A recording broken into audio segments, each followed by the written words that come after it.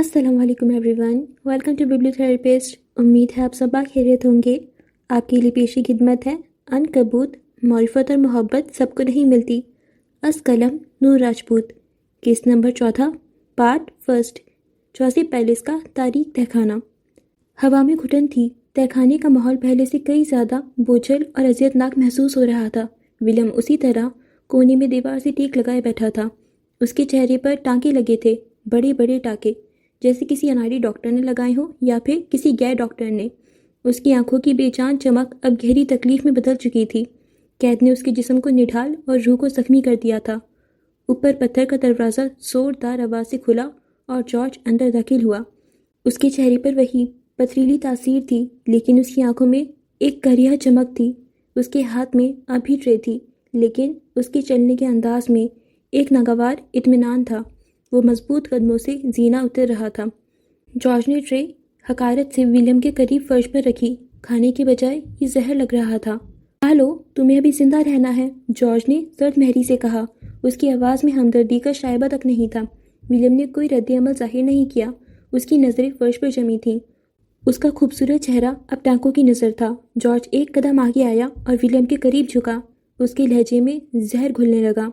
क्या सोच रहे हो विलियम साहब? अपनी आज़ादी के बारे में या अपनी शादी के बारे में? उसकी आंखों में अजीब सा तासुर था। विलियम को तासुर अपने जिस्म पर रेंगता महसूस हुआ। उसने आहिस्ता से सर उठाया। उसकी आंखें सवालियाँ थीं। जॉर्ज के होठों पर एक शैतानी मुस्कुराहट फैली। वैसे तुम्हारे लिए एक खबर है, एक दिलचस्प खबर। विलियम ने खामोशी से उसे देखा। उसके लिए दिलचस्पी कहाँ बची थी? तुम्हारे लिए एक फ़ोन आया था, एक लड़की का फ़ोन। जॉर्ज ने जोर देकर लड़की के लफ्ज़ पर तंज किया। उसने अपना नाम फजर मिराज बताया था। ये सुनते ही विलियम के लागा वजूद में एक झटका सा लगा। उसकी आंखें कदरे खुल गईं, हैरत और बेयकीनी से फटी। फजर फजर, वो ज़ेरे लब बड़बड़ाया। पूरे जिस्म में जैसे जान पड़ गई हो। उसे यकीन नहीं आया। वो हैरत से जॉर्ज को तक रहा था, जो उसके सामने कुर्सी खींचे टांग पर टांग जमाए बैठा था। आज वो काफ़ी दिनों बाद विलियम के सामने आया था, वरना एक वफादार मुलाजिम 2-3 दिन बाद खाना रख जाता था। फजर, विलियम ने फिर से उसका नाम दोहराया। गले में कुछ अटक गया था। हाँ, वही फजर, तुम्हारी बीवी। जॉर्ज ने तंज जारी रखा। बड़ी परेशान थी, तुम्हारे बारे में पूछ रही थी। विलियम के चेहरे पर एक लम्हे के लिए उम्मीद की किरण लहराई। एक पल को उसे लगा शायद पूरी दुनिया उसके लिए तंग नहीं पड़ी। हाँ, कोई है जिसको उसकी ज़रूरत है। लेकिन अगले ही लम्हे जॉर्ज की बात ने उस उम्मीद को कुचल दिया। तुमने क्या कहा? वो बेचैनी से बोला। तो मैंने उसे बता दिया, जॉर्ज ने फातिहाना अंदाज में कहा। विलियम ने सांस रोके जॉर्ज को देखा। मैंने उसे बता दिया कि तुम। जॉर्ज रुका। उसकी मुस्कुराहट गहरी हुई। तुम मर चुके हो। ये अल्फाज विलियम के दिल पर बम बनकर गिरे। उसका मुंह खुल गया, आंखें फटी की फटी रह गईं। उसका सारा वजूद जैसे शल हो गया। वो साकित हो गया। उसे अपने कानों पर यकीन नहीं आया। जॉर्ज ने क्या कहा? वो मर चुका है? तो तुमने क्या कहा? विलियम ने हकलाते हुए पूछा। उसकी आवाज़ किसी टूटे हुए सांस जैसी थी। यही कि तुम खत्म, कहानी तमाम। अब वो आज़ाद है, बेवा बनकर घूम सकती है। जॉर्ज के लहजे में खबासत थी। उसे विलियम की तकलीफ देखकर मज़ा आ रहा था। बड़ी फिक्रमंद हो रही थी ना? अब इत्मीनान हो गया होगा।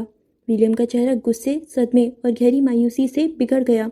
उसने जॉर्ज को ऐसी नज़रों से देखा जैसे वो कोई इंसान नहीं, कोई अफरियत हो। ये अल्फाज जैसे सीसा बनकर विलियम के कानों में उतरे। वो साकित रह गया। आंखें बेयकीनी से फैल गईं। तुमने ऐसा क्यों किया? विलियम ने तकरीबन चीखते हुए पूछा। उसकी आवाज़ में दर्द था। गर्दन की नसें उभर आईं। सुर्ख अंगारा चेहरा। और क्या कहता? जॉर्ज की आवाज़ में अब खाली सकारत थी। उसने लापरवाही से कंधे उचका दिए। वो उठकर उसके करीब आया। क्या दुनिया को ये बताता कि मेरा भाई, इस अजीम खानदान का चश्म चिराग, एक गैर मुल्की मामूली लड़की के खातिर अपनी इज्जत, अपना मुकाम, सब कुछ दांव पर लगाकर आज अपने ही घर के तहखाने में कैद है? नहीं विलियम, तुम्हारी इस हरकत ने खानदान के नाम पर जो कालिक मली है, उसके बाद तुम्हारा जिंदा रहना सिर्फ इन दीवारों के अंदर मुमकिन है। बाहर की दुनिया के लिए तुम मर चुके हो। वो वाकई मॉन्स्टर लग रहा था। आंखें सपाट थीं। फिर वो एक कदम पीछे हटा। तुम्हारी वजह से हमने जो जिल्लत सही है, ये उसी की सज़ा है। तुम अब सिर्फ एक साया हो, एक भूली बिसरी याद। और अब तो वो भी तुम्हें मरा हुआ समझकर भूल जाएगी, जिसके लिए तुमने ये सब किया। तुम्हारा नामो निशान मिट चुका है। विलियम के पास कहने को कुछ नहीं बचा था। अल्फाज उसके हलक में दम तोड़ चुके थे। وہ بس اپنے بھائی کے پتھر جیسے چہرے اور اس کی آنکھوں میں اپنے لیے ابلتی ہوئی نفرت اور حقارت کو دیکھتا رہا۔ جارج آخری بار حقارت بھری نظروں سے اسے دیکھ کر مڑا اور زینے چڑھتا اوپر کہیں غائب ہو گیا۔ بھاری دروازہ ایک دھماکے سے بند ہوا اور اس کی آواز کی گونج دیر تک تاریکی میں پھیلتی رہی۔ ولیم وہیں بیٹھا رہا، تنہا، ساکت۔ جارج کے الفاظ زہریلے ناگ بن کر اس کی روح کو ڈس رہے تھے۔ فجر، وہ زیر لب بڑبڑایا، یعنی وہ اسے یاد تھا۔ جوزف پیلس کے قیدی کو پہلی خوشخبری ملی تھی، پر اگلی ہی سوچ نے اس کے چہرے کی مسکراہٹ چھین لی۔ وہ اب مجھے مردہ سمجھے گی؟ تہہ خانے کی تاریکی پہلے سے کئی زیادہ گہری اور ناقابل برداشت محسوس ہونے لگی۔ نہیں نہیں فجر، اس نے بے چینی سے پہلو بدلا۔ چہرے کے زخم کی وجہ سے کھوپڑی تک درد کر رہا تھا، اور اب یہ درد اچانک ہی کہیں غائب ہو گیا۔ اسے کیفے میں گھٹنوں میں سر دیے سسکتی ہوئی فجر یاد آئی۔ میری رہنا فجر، پلیز میری رہنا، میں آؤں گا، میں ضرور آؤں گا۔ اس کا دل جہاں مسرور تھا وہیں تڑپ رہا تھا۔ دنیا میں اس سے بے بس شاید ہی کوئی ہوگا۔ اگلی صبح اس کی آنکھ ایک جھٹکے سے کھل گئی۔ وہ زوردار سانس لیتے اٹھ بیٹھی، یوں لگا جیسے وہ کابوس کی دنیا سے واپس لوٹ آئی ہو۔ آنکھیں پھاڑ کر چاروں جانب دیکھا۔ وہ اسی نرم ملائم سے بستر پر لیٹی تھی۔ گلاس ونڈو سے جھلکتی روشنی واضح کر رہی تھی کہ صبح ہو چکی ہے۔ اس نے سائڈ ٹیبل پر رکھا موبائل اٹھایا تو صبح کے 8 بج رہے تھے۔ 9 بجے ناشتہ تھا اور پھر 10 بجے ان سب کو ریہرسل کے لیے نکلنا تھا۔ اس کی آنکھ الارم بجنے سے پہلے ہی کھل گئی۔ سب سے پہلے اس نے بکھرے بال سمیٹے اور بیڈ سے نیچے اتر آئی۔ اعصاب تنے ہوئے تھے، جسم درد کر رہا تھا، یوں جیسے وہ سوئی نہ ہو بلکہ پوری رات جاگتی رہی ہو۔ اور تبھی اس کی نظر سائڈ ٹیبل پر رکھی اس چمکتی ہوئی تیز چھری پر پڑی۔ اس کی آنکھیں پوری کھل گئیں۔ رات کے تمام مناظر آنکھوں کے سامنے گھوم گئے۔ جس چیز نے اسے چونکنے پر مجبور کیا تھا وہ چھری کی نوک تھی۔ اسے یاد تھا چھری کی نوک پر خون لگا ہوا تھا، پر اس وقت چھری یوں چمک رہی تھی جیسے اسے صاف کر دیا گیا ہو۔ خون کا نام و نشان نہیں تھا۔ فجر کی پیشانی تن گئی۔ اس نے گہری نظروں سے چاروں جانب دیکھا، پھر ساری کھڑکیاں باری باری دیکھیں۔ وہ اندر سے اچھے سے بند تھیں۔ یہ کیسے ہو سکتا ہے؟ دل تیزی سے دھڑک رہا تھا۔ گزری رات ایک عام رات ہرگز نہیں تھی۔ پہلے ولیم کی موت کی خبر، اور پھر وہ سایہ، اور پھر رئیس اورنگزیب۔ آخر اس کی زندگی مشکل کیوں تھی؟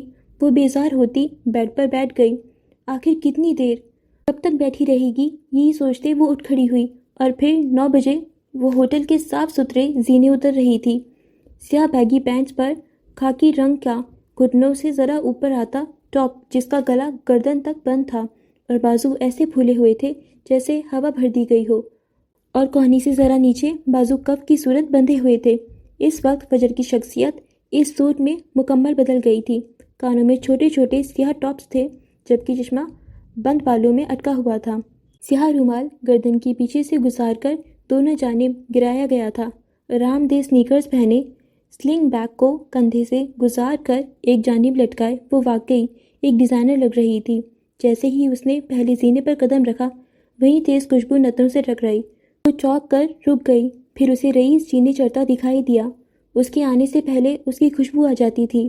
وہ سادہ ٹراؤزر شرٹ میں تھا، شاید ناشتے کے بعد واپس کمرے میں جا رہا تھا۔ فجر وہیں جم گئی۔ رئیس نے گردن اٹھا کر دیکھا۔ فجر کو دیکھ کر اس کی آنکھوں میں لمحے بھر کو عجیب سا تاثر ابھرا، اور اگلی ہی پل ختم ہو گیا۔ اب وہاں صرف اجنبیت تھی، جبکہ فجر اسے یوں ہی دیکھتی رہی۔ اسے لگا وہ رکے گا اور بات کرے گا، جبکہ رئیس سنجیدہ اور مصروف سا اوپر آیا اور اس کے پہلو سے گزر گیا۔ یہ الگ بات تھی، پہلو میں رکھا دل اچھل کر حرکت میں آ چکا تھا۔ وہ بھویں سکیرے اسے دیکھی گئی، جو چند قدم چل کر رک گیا۔ فجر کی غضبناک نظریں اس کی چوڑی پشت پر جمی تھیں۔ وہ رکا اور پھر پلٹ کر دیکھا۔ Excuse me? پینٹ کی جیبوں میں ہاتھ ڈالے اب وہ اسے یوں دیکھ رہا تھا جیسے فجر کو اس کی مدد کی ضرورت ہو، جیسے یہ ان کا پہلا ٹکراؤ ہو۔ ڈیزائنر کے ساتھ ساتھ اداکار بھی ہیں؟ اس نے سینے پر بازو باندھے یوں پوچھا۔ انداز زہریلا تھا۔ رئیس کے لبوں میں ایک ہلکی سی لکیر ابھر کر غائب ہو گئی۔ آنکھوں میں پل بھر کو چمک ابھری اور مدھم ہو گئی۔ کیا میں آپ کو جانتا ہوں؟ اس نے کندھے اچکا کر پوچھا، اور فجر استہزائیہ ہنس دی۔ سیریسلی؟ اس نے تعصب سے گردن ہلائی۔ حیرت ہو رہی تھی اس کی ڈھٹائی پر۔ کس کو پاگل بنا رہے ہیں آپ؟ اس نے آنکھیں چھوٹی کیے رئیس کو دیکھا جو اپنی جگہ پر جمع ہوا تھا۔ ویل، مجھے اس کی ضرورت نہیں پڑتی۔ قدم بڑھا کر وہ اس کی جانب آیا۔ کیا انداز بے نیازی تھا، چہرے پر پرشوق مسکراہٹ، ہاں، لوگ آپ کو دیکھ کر ذہنی توازن کھو بیٹھتے ہیں، وہ کلس کر بولی۔ رئیس نے اسے غور سے دیکھا۔ کیا میں اسے تعریف سمجھوں؟ وہ پرشوق نگاہیں لیے کھڑا تھا، یوں جیسے ایک جوان حسین لڑکی اسے فلرٹ کر رہی ہو۔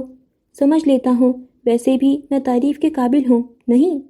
اس نے ایک آبرو اٹھا کر بھولے پن سے پوچھا۔ فجر نے گہرا سانس لیا اور پھر سرخ پڑتے چہرے کے ساتھ اسے دیکھا۔ یہ ناٹک کیوں کر رہے ہیں آپ؟ وہ سیدھا مدعے کی بات کرنا چاہتی تھی۔ اور میں پوچھ سکتا ہوں محترمہ، آپ مجھ پر الزامات کی بارش کیوں کیے جا رہی ہیں؟ وہ مزید قریب آیا۔ اس بار آنکھوں میں سرد پن اور چہرے پر سنجیدگی تھی۔ فجر نے زینے واپس چڑھتے اپنے سلنگ بیگ کو آگے کیا اور اس کی زپ کھول کر اندر سے وہ چھری نکالی۔ او او او! رئیس کے ہونٹ سیٹی کے انداز میں سکڑے۔ وہ 2 قدم پیچھے ہوا، ڈرنے کا ناٹک کیا۔ کیا ہوٹل کے عملے کو پتا ہے محترمہ کہ آپ ان کی چھری اپنے بیگ میں لیے گھوم رہی ہیں؟ وہ چونکنے والے انداز میں بولا، جبکہ فجر ہاتھ میں چھری تھامے کھڑی تھی۔ اس کی نوک ایک بار پھر رئیس کی جانب تھی، جبکہ چہرہ تنا ہوا تھا۔ دیکھیں اسے، وہ چھری کی نوک کی جانب اشارہ کرتی بولی۔ رئیس نے بھویں سکیڑ کر اور آنکھیں چھوٹی کیے چھری کی نوک کو دیکھا۔ چہرہ سنجیدہ اور انداز طنزیانہ تھا۔ ویل، ابھی تک میں نے چھریوں تلواروں پر ہیرے موتی لگانے کا کام شروع نہیں کیا۔ اگر تم کہتی ہو تو میں تمہارے لیے اسے اچھی شکل دے سکتا ہوں۔ وہ داڑھی کھجاتا بولا۔ فجر تو چل بھن کر کوئلہ ہوئی۔ دل کیا وہ چھری اس کے سینے میں گھسا دے۔ ضبط سے آنکھیں میچ کر اس نے خود پر قابو پایا، پھر آنکھیں کھول کر رئیس کو دیکھا جو سوالیہ نظروں سے اسے ہی دیکھ رہا تھا۔ یہ وہی چھری ہے جسے رات میں نے آپ کی گردن پر رکھا تھا، آپ کو زخم دیا تھا، بھول گئے؟ اس کی تفصیل پر رئیس نے اسے یوں دیکھا جیسے اس کا دماغ پھر گیا ہو۔ تم لکس کی ڈیزائنر ہو نا؟ اس کے غیر متوقع سوال پر فجر نے حیرت سے اسے دیکھا۔ تبھی میں کہوں ایسی بہکی بہکی باتیں کیوں کر رہی ہو؟ سونیا سلطان اپنے ڈیزائنرز کو سستے نشے کرواتی ہے؟ اس نے پھر سے زہر اگلا اور فجر کے اندر پھیل گیا۔ اس نے ہونٹ بھینچ لیے۔ وہ کچھ سخت سچ سنانا چاہتی تھی، پر رئیس کی باتوں نے اسے گہری الجھن میں ڈال دیا تھا۔ جاؤ شاباش، چائے ناشتہ لو، شاید تمہیں ہوش آئے۔ وہ اسے سلگا کر واپس پلٹا۔ پاگل سمجھا ہے مجھے اچھی طرح سے یاد ہے، یہ چھری اور آپ کی گردن سے نکلتا وہ خون بھی۔ یہ کھیل کیوں کھیل رہے ہیں؟ گردن دکھائیں اپنی۔ عقب سے ابھرتی اس کی دبی دبی سی آواز پر رئیس پھر سے رک گیا اور پھر پلٹ کر اسے دیکھا۔ محترمہ، میں زیورات بناتا ہوں، پہنتا نہیں ہوں۔ لو، دیکھ لو۔ وہ قدم بڑھا کر آگے آیا اور ٹی شرٹ کا گول گلا مزید نیچے کر کے دکھایا۔ فجر نے دیکھا اور ساکت رہ گئی۔ وہاں کوئی زخم نہیں تھا۔ چھری والا ہاتھ کانپ اٹھا، سر بری طرح گھوم گیا۔ کیا ہوا؟ کھل گئی آنکھیں؟ ویسی میری گردن سے آبسیشن کیا ہے تمہیں؟ کبھی چھری رکھنے کے خواب دیکھتی ہو اور کبھی گردن دیکھنے خود آ جاتی ہو۔ لہجہ استہزائیہ تھا۔ میں نے دیکھا تھا آپ کی گردن پر۔ اس کی آواز دور کھائی سے آتی محسوس ہوئی۔ شاید تمہاری ہیزل آنکھوں نے رات کے اندھیرے میں کوئی اور ہی منظر دیکھ لیا۔ کبھی کبھی چیزیں ویسی نہیں ہوتی جیسی نظر آتی ہیں۔ وہ اس کی بات کاٹتے مسکرایا، ہاتھ سینے پر باندھ لیا۔ فجر سنبھل کر سیدھی ہوئی۔ یہ میری آنکھوں کا کمال ہے کہ وہ چیزوں کو ویسا دیکھتی ہیں جیسی وہ ہیں، ویسی نہیں جیسی آپ انہیں دکھانا چاہتے ہیں۔ آپ وہاں تھے۔ اس کا لہجہ تیز اور ضدی تھا۔ وہ اس کے وجود کو گہری نظروں سے دیکھ رہی تھی۔ وہی خوشبو، وہی آواز، وہی وجود، حال بدتہ انداز بالکل بدلا ہوا تھا۔ رئیس نے اس کے چہرے کے تاثرات کو بغور دیکھا، اس کی آنکھوں کی چمک کو محسوس کیا، پھر ایک فاتحانہ مسکراہٹ کے ساتھ گویا ہوا، کسی کے باپ میں اتنی ہمت نہیں ہے کہ رئیس اورنگزیب کی گردن پر چھری رکھ سکے۔ اب جاؤ اور اپنے دماغ کا علاج کرواؤ۔ وہ سرد لہجے میں کہتا پلٹ گیا، جبکہ فجر کچھ کہتے کہتے رک گئی، جبڑے بھیچے اور وہ اس شخص کو جاتے دیکھتی رہی۔ اس کا دماغ ایک بار پھر الجھن کا شکار تھا۔ کیا واقعی اس نے خواب دیکھا تھا؟ لیکن وہ اتنا حقیقی کیسے ہو سکتا ہے؟ اور رئیس کا رویہ؟ وہ جانتی تھی کہ وہ جھوٹ بول رہا تھا، لیکن وہ ثابت کیسے کرے؟ ہیزل آنکھوں میں چیلنج اور بے یقینی کا ایک نیا طوفان برپا ہوتا دکھائی دیا۔ وہ چھری واپس بیگ میں رکھتی سیڑھیاں اترتی نیچے چلی آئی۔ ڈائننگ ہال میں پہنچتے ہی اسے ایک نیا جہان دکھائی دیا۔ پورے ہال میں کافی اور دیگر ملی جلی خوشبوئیں شامل تھیں۔ سامنے ہی سونیا نک سکسی تیار کھڑی تھی، سیاہ ہائی ویسٹ پینٹ پر گہری جامنی رنگ کا سلیو لیس کراپ ریشمی ٹاپ پہنے ہوئی تھی۔ وہ 2-3 لوگوں کے گربہ میں تھی اور وہ سب مسکرا کر باتیں کر رہے تھے۔ سب کے ہاتھوں میں فریش جوس تھا۔ سونیا کی نظریں فجر پر پڑیں اور انہوں نے اسے مسکراہٹ سے نوازا۔ کندھے تک آتے بھورے بالوں کو کرل کیے دونوں جانب ڈال رکھا تھا۔ ان کے گورے سڈول بازو نمایاں تھے، گلے میں قیمتی چین تھی اور کانوں میں ڈائمنڈ کے ٹاپس چمچم کر رہے تھے۔ وہ واقعی ایک بزنس ویمن لگ رہی تھیں۔ ہائی فجر، اسے دیکھتے ہی ماریا نے اسے پکارا۔ وہ مسکرا کر اس کی جانب بڑھی۔ ماریا اور جاوید دونوں ہی آرٹسٹک ڈیزائنر تھے اور دونوں منشا صاحب کے اسسٹنٹ تھے۔ ایک آرٹسٹک ڈیزائنر کسی فنکارانہ ادارے، تنظیم یا منصوبے کی تخلیقی ویژن اور سمت کا ذمہ دار ہوتا ہے۔ ان کا بنیادی کام ادارے یا منصوبے کے فنکارانہ معیار کو برقرار رکھنا، اس کی منصوبہ بندی کرنا اور اس بات کو یقینی بنانا کہ تمام تخلیقی کام ایک مخصوص تھیم یا ہدف کے مطابق ہوں۔ اس کے علاوہ وہ مل کر فنکارانہ سرگرمیوں، نمائشوں، پرفارمنسز کو یقینی بناتے تھے اور اس کے ساتھ ساتھ فنکاروں، اداکار، مصنفین، کوریوگرافرز اور ڈیزائنرز کا انتخاب کرتے تھے جو ویژن کو حقیقت کا روپ دے سکیں، اور آج کی ریہرسل انہی کی زیر نگرانی ہونے والی تھی۔ فجر کو پہلی پہل تو ان کے پکارنے پر حیرت ہوئی، لیکن پھر وہ خود پر قابو پاتے ان کے قریب بڑھ گئی۔ 29 سالہ ماریا اور 30 سالہ جاوید دونوں ذہین اور محنتی تھے۔ وہ نفاست سے ان کے قریب بیٹھ گئی۔ پورا میز مختلف قسم کے کروزون، پیسٹریز، پین کیک، آملیٹ اور فرنچ ٹوسٹ سے بھرا ہوا تھا۔ فریش جوس کا جگ بھی رکھا ہوا تھا۔ کھانا دیکھتے ہی فجر کی بھوک جاگ اٹھی۔ آج ریہرسل ہے، ہم سوچ رہے تھے اگر تم فری ہو تو ہمارے ساتھ کام کرو، ایک اور ذہین دماغ ملے گا تو ہم اپنے کاسٹیومز کو اچھے سے پریزنٹ کر پائیں گے۔ جاوید نے مدعے کی بات کی تو فجر نے مسکرا کر سر ہلا دیا۔ مجھے کوئی اعتراض نہیں ہے، ویسے بھی یہ بہت ضروری تھا، اسے اپنے کاسٹیومز کو اپنے طریقے سے پریزنٹ کرنا تھا۔ ٹھیک ہے، تم ناشتہ کرو، ہمیں سب سے پہلے نکلنا ہے، ماریا نے کہا تو فجر سر اس بات میں ہلا کر ناشتے کی طرف متوجہ ہو گئی۔ اگر ہم زینے چڑھ کر دوبارہ اوپر آئیں تو رئیس اپنے کمرے میں داخل ہو رہا تھا۔ اس نے اندر داخل ہوتے دروازہ بند کیا۔ سامنے ہی عروضہ سنگل صوفے پر آلتی پالتی ماری بیٹھی تھی۔ لیپ ٹاپ اس کی گود میں رکھا تھا اور وہ کافی مصروف نظر آتی تھی۔ کچھ ملا؟ رئیس نے سنجیدگی سے پوچھا۔ تھوڑی دیر پہلے والی بشاشت چہرے سے جا چکی تھی۔ کوشش کر رہی ہوں، زیادہ چھیڑ چھاڑ نہیں کر سکتی ورنہ ہم پکڑے جائیں گے۔ اس نے نظریں اسکرین سے نہیں ہٹائیں۔ اس کی انگلیاں تیزی سے کی بورڈ پر پھسل رہی تھیں، جبکہ رئیس اب آئینے کے سامنے کھڑا تھا۔ اس نے ٹی شرٹ کا گلا نیچے کیا اور شاہ رگ سے نیچے جلد پر انگلی رکھتے ناخون کی مدد سے گردن پر چپکی وہ ربڑ کی چٹ کھینچ کر اتار دی۔ یہ دیکھنے میں بالکل جلد جیسی تھی اور اس کا رنگ رئیس کی رنگت سے میچ کھا رہا تھا۔ نیچے سے اس کا زخم نکل آیا۔ کیا وہ مطمئن ہو گئی؟ عروضہ نے بنا اس کی جانب دیکھے پوچھا۔ اس کی نظریں اسکرین پر تھیں، پر وہ جانتی تھی رئیس اس وقت کیا کر رہا تھا۔ وہ قیامت تک بھی مطمئن نہیں ہوگی۔ اس نے گہری سانس لیتے جواب دیا۔ اور ایسا کیوں ہے؟ عروضہ الجھی۔ ابھی وہ باہر کہہ کر آیا تھا کہ کسی کے باپ میں اس کی گردن پر چھری رکھنے کی ہمت نہیں، پر یہاں تو اس لڑکی سے زخمی ہو چکا تھا جو عجیب و غریب تھی، کیونکہ وہ مینار کے جسم میں میری روح لے کر پیدا ہوئی ہے۔ یوں لگتا ہے جیسے قدرت نے ہم دونوں کو جوڑ کر ایک وجود بنا دیا ہو۔ وہ اپنے ادراک پر چلتی ہے، لوگ جو اسے دکھانا چاہتے ہیں اس پر نہیں۔ اس سے پہلے وہ مزید کچھ کہتا، عروضہ کی پرجوش سی آواز سنائی دی۔ باس، یہ دیکھیں۔ عروضہ کے چہرے پر چمک ابھری۔ وہ اسکرین پر چلنے والی ویڈیو کو کھلی آنکھوں سے دیکھ رہی تھی۔ رئیس چلتے ہوئے اس کے قریب آیا اور صوفے کے پیچھے کھڑے ہوتے اس کی جانب جھکا۔ اسکرین پر چلتی ویڈیو دونوں کو چونکانے کے لیے کافی تھی۔ یہ اس راہداری کا کیمرہ تھا جس میں فجر کا کمرہ تھا، اور یہ کل رات کی ویڈیو تھی۔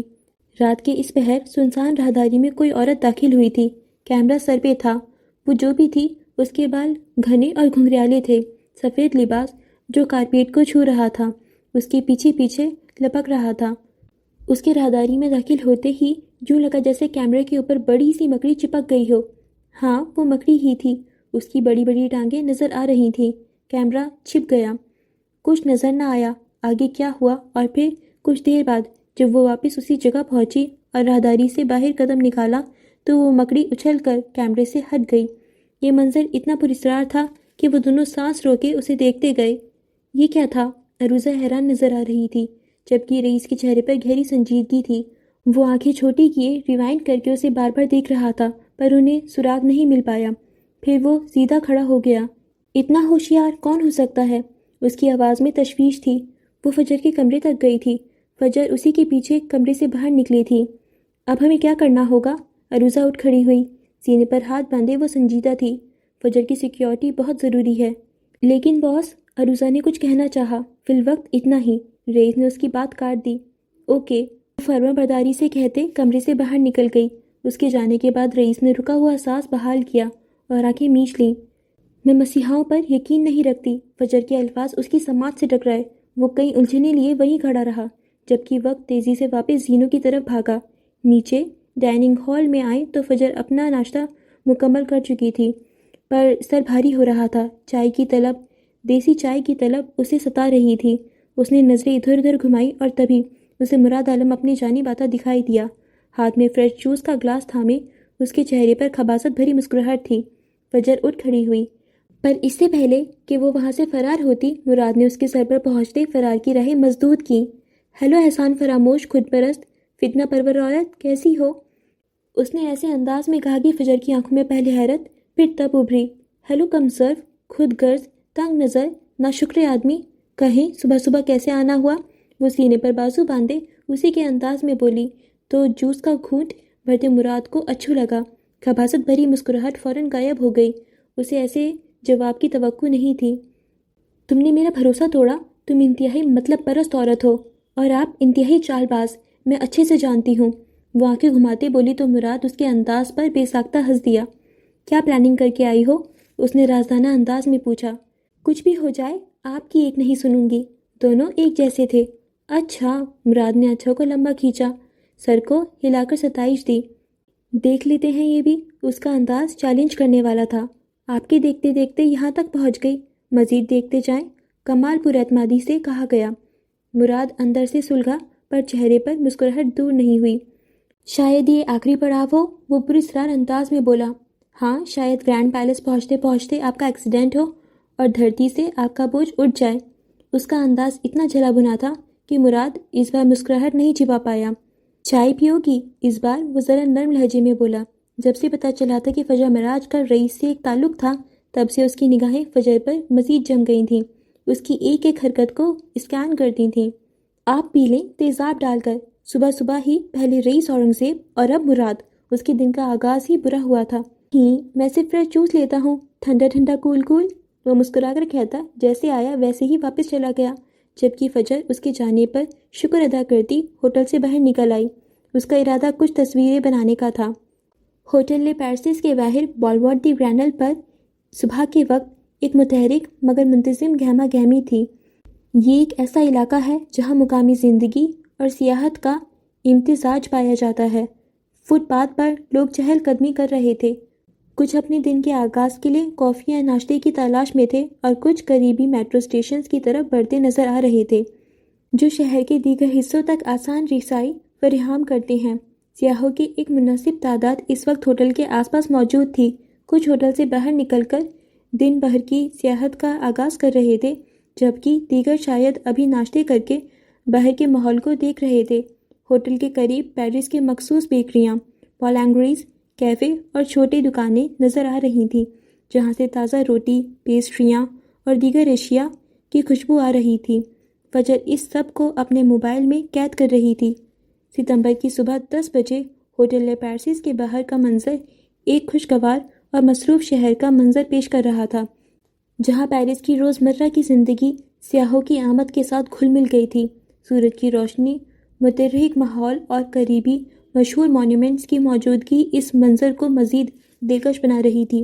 اچانک فجر کی نظر ایک جوڑے پر پڑی۔ وہ ہاتھ میں ہاتھ ڈالے قریب ہی ایک کیفے سے نکل کر ہنستے ہوئے گزر رہے تھے۔ ان کی آنکھوں میں محبت کی چمک اور ایک دوسرے کے لیے مکمل بے فکری تھی۔ انہیں دیکھ کر فجر کے دل میں ایک تیز لہر اٹھی، ایک جانی پہچانی ٹیس۔ بے اختیار اس کا ہاتھ رکا، موبائل نیچے ہو گیا۔ پیرس کی یہ سڑک، یہ ماحول، سب ایک دم ماضی کے دریچے میں کھل گیا۔ اسے ارسل یاد آیا، اس کی پہلی چاہت، وہ لمحہ یاد آیا جب اس نے پہلی بار ارسل سے پیرس فیشن ویک دیکھنے کی خواہش ظاہر کی تھی۔ تم شادی کے بعد کہاں جانا چاہتی ہو؟ وہ سنجیدہ سا پوچھ رہا تھا۔ مجھے زندگی میں ایک بار پیرس فیشن شو دیکھنا ہے، بس اتنی سی خواہش۔ ضرور جائیں گے۔ کتنی معصومیت تھی اس خواہش میں، کتنا یقین تھا ارسل کے وعدے پر۔ فجر کے ہونٹوں پر ایک تلخ مسکراہٹ ابھری، وہ وعدہ جو کبھی وفا نہ ہوا۔ ارسل نے کسی اور کا ہاتھ تھام لیا، کسی اور کے ساتھ زندگی کے سفر پر نکل گیا، اور فجر، وہ تنہا رہ گئی۔ اس نے ہمت نہیں ہاری، خود کو سنبھالا، اپنی پوری توجہ اپنے کام پر لگا دی۔ وہ آج پیرس میں تھی، ایک کامیاب فیشن ڈیزائنر کے طور پر۔ اپنی محنت اور کامیابیوں کے بل بوتے پر اس نے اپنا خواب خود پورا کیا تھا، مگر اس جوڑے کو دیکھ کر آج پیرس کی اس اسٹریٹ پر کھڑے ہو کر وہ سارا درد، وہ دھوکہ، وہ تنہائی ایک بار پھر تازہ ہو گئی۔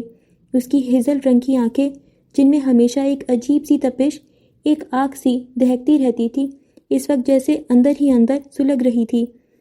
ان میں پیرس کی صبح کی نرم روشنی منعکس ہو رہی تھی، مگر ان کی گہرائیوں میں ماضی کی یادوں کا الاؤ روشن تھا۔ شاید چند آنسو تھے جو پلکوں کی حد تک آئے، مگر غرور یا ضبط نے انہیں باہر چھلکنے نہ دیا۔ ان جلتی آنکھوں میں کامیابی کی چمک بھی تھی، مگر اس چمک کے پیچھے چھپا درد، وہ پرانا زخم، آج پہلے سے زیادہ نمایاں محسوس ہو رہا تھا۔ ہاں، ہم لوگوں کو بھول جاتے ہیں، پر ان کی یادوں کو نہیں۔ ایک خواب دیکھا تھا اس نے، ایک عام سا خواب جو ہر لڑکی دیکھتی ہے۔ وہ بلقیس کے بیٹے کے برے سایوں سے دور ارسل کے ساتھ ایک خوشگوار اور نارمل زندگی جینا چاہتی تھی، ایک نان ٹاکسک فیملی جہاں سبھی ہنسی خوشی رہتے ہوں۔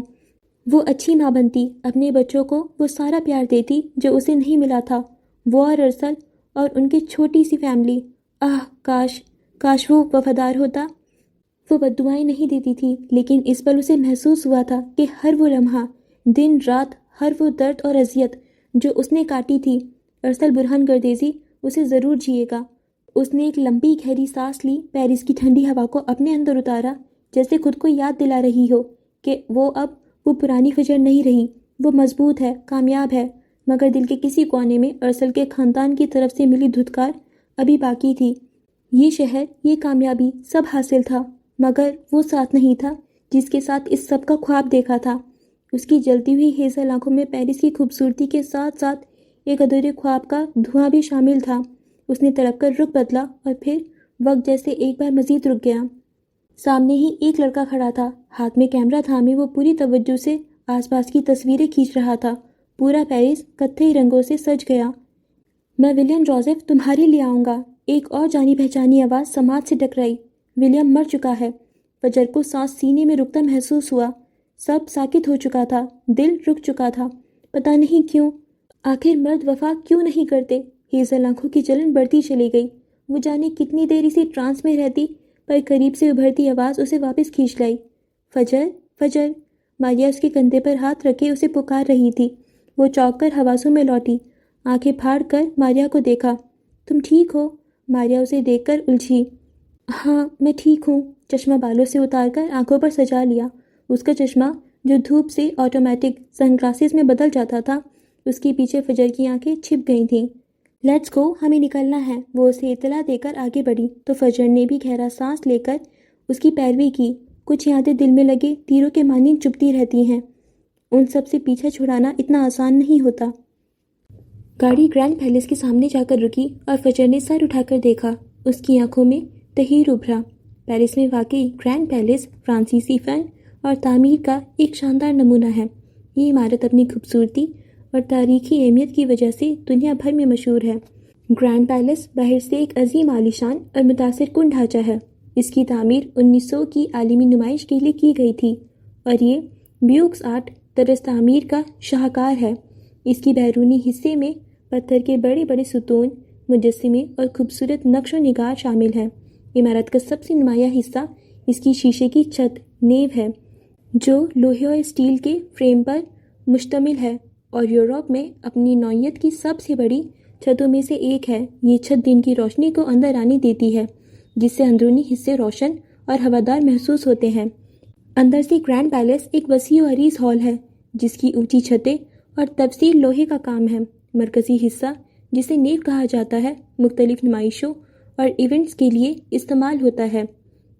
عمارت کے دیگر حصوں میں نیشنل گیلریز شامل ہیں، جہاں بڑی آرٹ نمائشیں منعقد ہوتی ہیں، اور پیلس ڈیلا ڈیکوورٹی ہے، جو ایک سائنس میوزیم ہے۔ اندرونی حصے میں خوبصورت سیڑھیاں، موزیک فرش اور دیگر آرائشی عناصر موجود ہیں جو اس کی عظمت میں اضافہ کرتے ہیں۔ حالیہ برسوں میں اس کی بڑی پیمانے پر تزئین اور آرائش ہوتی ہے تاکہ اسے جدید ایونٹس کے لیے تیار کیا جا سکے اور اس کی اصل خوبصورتی کو بحال کیا جا سکے۔ وہ سب گاڑی سے باہر نکل آئے اور گردن پیچھے گرائے اس خوبصورت عمارت کو دیکھ رہے تھے۔ مقامی نمائندے کی موجودگی میں وہ پیلس کے اندر داخل ہو گئے۔ کچھ ٹیمیں پہلے سے موجود تھیں۔ کچھ دیر گھوم پھر کر دیکھنے کے بعد وہ سب اپنے کاموں میں مشغول ہو گئے۔ فجر خوش تھی۔ یہ کام اس کا من پسند تھا اور وہ تب تک خوش رہی تھی جب تک مراد عالم شام میں وہاں پہنچ نہیں گیا، اور اس کے آتے ہی فجر کے لیے مشکلات بڑھ گئیں۔ یہ شام کے وقت کا منظر ہے جب گرینڈ پیلس ہال کا وسیع و عریض اندرونی منظر، اونچی چھتیں، جھومر کی مدھم روشنی جو ہال میں بکھرے ہوئے عارضی اسٹیج سیٹ اپ اور ملبوسات کے ریک پر پڑ رہی تھی۔ ہوا میں پرفیوم، تازی سلائی ہوئی پوشاکوں اور تھوڑی سی گھبراہٹ کی ملی جلی بو رچی تھی۔ اسٹیج پر چند ماڈلز سست روی سے چہل قدمی کی مشق کر رہی تھیں، جبکہ عملہ آخری لمحات کی تیاریاں کر رہا ہے۔ ایک طرف کپڑوں کے ریک پر فجر کے ساتھ ساتھ باقی ڈیزائنرز کے تخلیق کردہ شاندار کاسٹیوم سجے تھے، جو رنگوں اور بناوٹوں کا ایک خوبصورت امتزاج پیش کر رہے تھے۔ دوسری طرف ایک میز پر ایک مشہور جویلری برانڈ کے چمکدار زیورات کے ڈبے احتیاط سے رکھے تھے۔ اس کے علاوہ ڈھیر سارے بیگز کی کلیکشن اور نہ جانے کیا کیا رکھا تھا۔ فجر، جو خود ایک آرٹ کا نمونہ لگ رہی تھی، اپنے ایک خاص کاسٹیوم کو بغور دیکھ رہی تھی۔ اس کی نظریں ڈیزائن کی نزاکتوں میں کھوئی ہوئی تھیں۔ اس کی آنکھوں میں تخلیق کی چمک اور ساتھ ہی کچھ فکر مندی جھلک رہی تھی۔ آرٹسٹک ڈائریکٹر منشا صاحب، جو پر امید اور کسی قدر تیز مزاج دکھائی دے رہے تھے، وہ فجر کی طرف بڑھتے دکھائی دیے۔ ان کے ساتھ ہی اسپانسر برانڈ کا نمائندہ مراد عالم تھا، جو کچھ دیر قبل ہی ان سے محو گفتگو نظر آ رہا تھا، اور اب چہرے پر تجارتی چمک اور ایک خاص قسم کا اطمینان تھا۔ آنکھوں کی چمک فجر کو چڑھانے کے لیے کافی تھی۔ منشا صاحب فجر کے قریب آتے ہوئے مسکرا کر بولے، واؤ فجر، تمہارا کام لاجواب ہے۔ یہ کاسٹیوم صرف کپڑے نہیں، فن پارے لگ رہے ہیں۔ ان کے لہجے کی خوش آمد کی بو فجر کو یہاں تک محسوس ہوئی۔ فجر نے مسکرانے کی کوشش کی۔ شکریہ سر، میں نے ان میں اپنی روح ڈالی ہے۔ وہ ہاتھ میں بڑی سی نوٹ بک تھامے کھڑی تھی، پینسل بالوں میں اٹکا رکھی تھی۔ مراد عالم کی نظریں اسے بغاوت کی طرف مائل کر رہی تھیں۔ بالکل، اور اب ان روح پرور کاسٹیومز کو چار چاند لگانے کا وقت ہے۔ مراد عالم یہاں موجود ہے اور ان کے برانڈ کی جیولری ہمارے شو کی ایک اہم اسپانسر ہے۔ ہم چاہتے ہیں کہ ماڈلز تمہاری ڈیزائن کردہ ملبوسات کے ساتھ ان کی خوبصورت زیورات بھی پہنیں۔ یہ ڈیل کا حصہ ہے۔ وہ جیولری کی میز کی جانب اشارہ کرتے بولے۔ ادھیر عمر منشا صاحب فجر کو یہ بات کرتے ہوئے زہر لگے۔ اس کے چہرے سے مسکراہٹ غائب ہوئی۔ اس کی آنکھوں میں سختی اتر آئی۔ جیولری ان کاسٹیومز کے ساتھ؟ نہیں سر، یہ ممکن نہیں ہے۔ اس کا لہجہ ٹھوس تھا۔ کیا مطلب ممکن نہیں؟ فجر، یہ شو کا حصہ ہے، اسپانسرشپ اسی پر منحصر ہے، اور ویسے بھی یہ زیورات ان ملبوسات کی خوبصورتی کو نکھاریں گے۔ منشا صاحب کے لہجے میں دبی دبی ناراضگی تھی۔ سر، یہ ملبوسات مکمل ہیں، انہیں کسی نکھار کی ضرورت نہیں۔ میں نے ہر دھاگے، ہر نگ، ہر کٹ میں ایک کہانی، ایک احساس بنا ہے۔ یہ کاسٹیومز خود بولتے ہیں۔ ان کی ایک خاموش زبان ہے جو دیکھنے والے سے براہ راست مخاطب ہوتی ہے۔ اس نے لہجے کو نرم رکھنے کی کوشش کی۔ اس کی آواز میں عزم تھا۔ مراد عالم نے ٹانگ اڑانی ضروری سمجھی۔ اس لیے تو آیا تھا۔ محترمہ فجر، ہم آپ کے فن کی قدر کرتے ہیں، لیکن یہ فیشن شو صرف آرٹ کی نمائش نہیں، ایک تجارتی پلیٹ فارم بھی ہے۔ ہماری زیورات بین الاقوامی سطح پر تسلیم شدہ ہیں۔ ان کی چمک، ان کی نزاکت آپ کے خوبصورت کام کو ایک نیا رخ دے گی۔ یہ مکمل منظر نامے کو بلند کر دے گا۔ سوچیں، اس اسٹیج پر جب ماڈلز چلیں گی، آپ کا شاہکار لباس اور اس پر ہمارے چمکتے ہیرے، یہ ایک طلسماتی امتزاج ہوگا۔ اس کا انداز کاروباری، جبکہ آنکھیں چتاتی ہوئی تھیں۔ طلسماتی یا چکا چوند؟ اس کی ہیزل آنکھیں زخمی ہوئی۔ مراد صاحب، یہی تو میں نہیں چاہتی۔ میں نہیں چاہتی کہ میرے کاسٹیومز کی روح اس جیولری کی چکا چوند میں گم ہو جائے۔ میں چاہتی ہوں جب لوگ میری ڈیزائن کو دیکھیں تو وہ لباس کی گہرائی کو محسوس کریں، ان کے رنگ، ان کی بناوٹ، ان کا بہاؤ، ان میں چھپی داستان۔ میں چاہتی ہوں وہ لباس میں ڈوبی اس روح کو محسوس کریں، نہ کہ آنکھوں کو کھیرا کر دینے والی چمک پر اٹک جائیں۔ جیولری، خاص طور پر اتنی نمایاں جیولری، توجہ کو لباس سے ہٹا کر خود پر مرکوز کر لے گی۔ یہ میرے فن کی توہین ہوگی۔ اس کا چہرہ سرخ پڑ گیا۔ اس کی ہٹ دھرمی پر منشا صاحب برہم نظر آئے۔ مس فجر، تم بات کو سمجھ کیوں نہیں رہی؟ یہ صرف تمہاری فن کی بات نہیں، یہ ایک بڑا ایونٹ ہے۔ اس میں بہت سے عوامل شامل ہیں۔ اسپانسرشپ کے بغیر یہ شو ممکن نہیں، اور اسپانسر اپنے پروڈکٹ دکھانا چاہتے ہیں۔ یہ منطقی ہے۔ زیورات ہمیشہ سے فیشن کا حصہ رہی ہیں۔ وہ لباس کو مکمل کرتے ہیں۔ ان کا بس نہیں چل رہا تھا۔ فجر کا گلا دبا دیں۔ مکمل کرتے ہیں، میرے لیے چیزوں کا اضافہ نہیں، چیزوں کو چھپانا ہے۔ میرا لباس خود ایک کہانی ہے، زیور اس کہانی پر ایک چمکدار پردہ ڈال دیں گے۔ میں نے یہ محنت اس لیے نہیں کی کہ میری تخلیق پس منظر میں چلی جائے اور زیورات پیش منظر بن جائیں۔ میرا فن چیخ چیخ کر کہہ رہا ہے کہ اسے صرف خود میں دیکھا جائے، اسے کسی سہارے کی ضرورت نہیں، اس کی اپنی ایک عظمت ہے۔ وہ بھی اپنی بات پر اڑی رہی۔ وہ اپنے کاسٹیومز کو بھاری جولری کے ساتھ پیش نہیں کرنا چاہتی تھی اور یہ پہلے سے طے تھا۔ اب آخر عین موقع پر آ کر یہ سب کیوں؟ محترمہ فجر، مراد عالم نے کمین کی چھپاتے اسے پکارا، آپ جذباتی ہو رہی ہیں، ذرا عملی طور پر سوچیں۔ ہمارے برانڈز کا نام آپ کے کام کے ساتھ جڑے گا، یہ آپ کے لیے بھی اچھا ہوگا۔ اور رہی بات چھپانے کی، تو اچھے زیورات لباس کو چھپاتے نہیں بلکہ اس کے بہترین پہلو کو نمایاں کرتے ہیں۔ ایک خوبصورت ہار گردن کی نزاکت کو اجاگر کرتا ہے، چمکتے چہرے کی خوبصورتی میں اضافہ کرتے ہیں۔ یہ مل کر ایک مکمل لک بناتے ہیں جسے فیشن کی دنیا میں سیریٹورل ہارمنی کہتے ہیں۔ سیریٹورل ہارمنی؟ فجر تلخی سے ہنسی، یا صرف توجہ بانٹنا؟ میں نے اپنے کاسٹیومز میں جو نزاکت، جو گہرائی پیدا کی ہے وہ کسی چمکدار پتھر کی محتاج نہیں۔ میرے کام کی نزاکت اس کی توازن میں ہے، اس کی سادگی اور اس کی ساخت میں ہے۔ میں نہیں چاہتی کہ ماڈلز جب واک کریں تو لوگ کہیں واہ کیا شاندار ہار ہے۔ میں چاہتی ہوں وہ کہیں اوہ یہ لباس کتنا خوبصورت ہے، اس کی کیا کہانی ہے۔ وہ مراد سے ہار جائے، یہ ممکن ہی نہیں۔ فجر بس کرو، تمہاری یہ ہر دھرمی ناقابل برداشت ہوتی جا رہی ہے۔ یہ تمہارا ذاتی پروجیکٹ نہیں، یہ ایک پروفیشنل شو ہے، یہاں سمجھوتے کرنے پڑتے ہیں۔ اسپانسرشپ واپس چلی جائے تو یہ شو نہیں ہوگا۔ کیا تم یہ چاہتی ہو تمہاری ساری محنت ضائع ہو جائے؟ منشا صاحب برہم ہوتے چلائے، پورے ہال میں خاموشی چھا گئی۔ فجر کی آنکھوں میں سرخی ابری مگر آواز میں لرزش نہیں آنے دی۔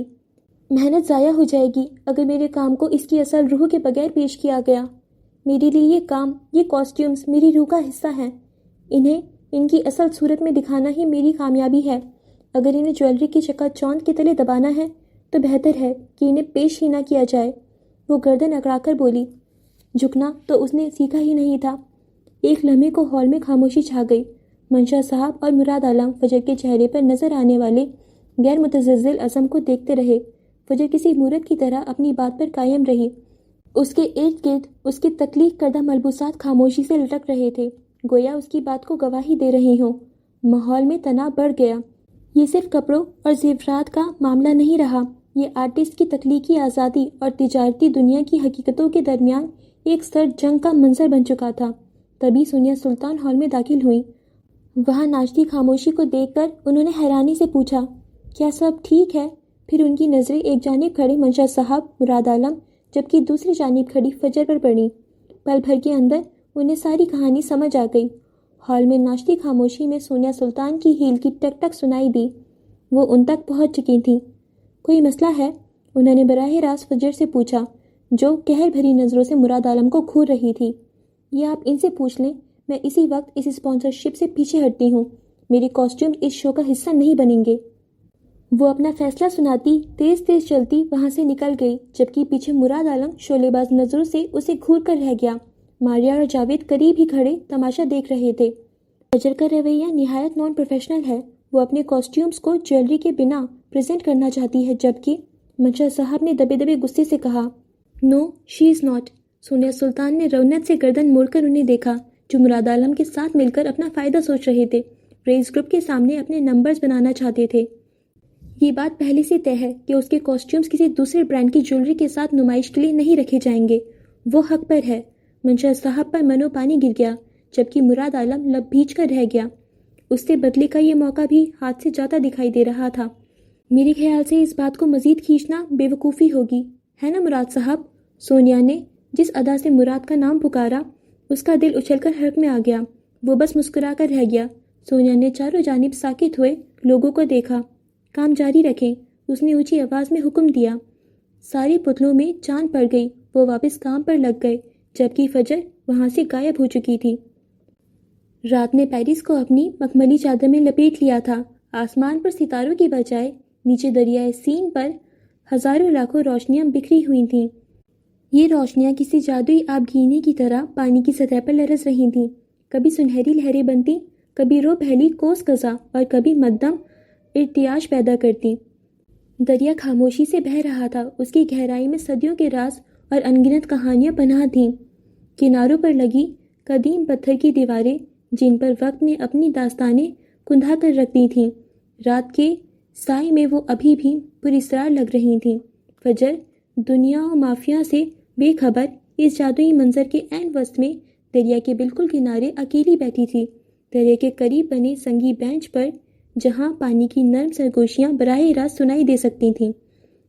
رات کی خنکی اس کے چہرے کو چھو رہی تھی، ہوا میں رات کے پھولوں کی مہک اور دریا کی نمی کھلی ہوئی تھی۔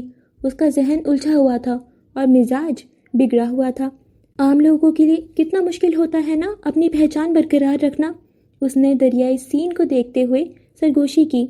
انداز دل گرفتہ تھا، اس کے سامنے پانی کے پار پیرس کا دل اپنی پوری آب و تاب سے روشن تھا۔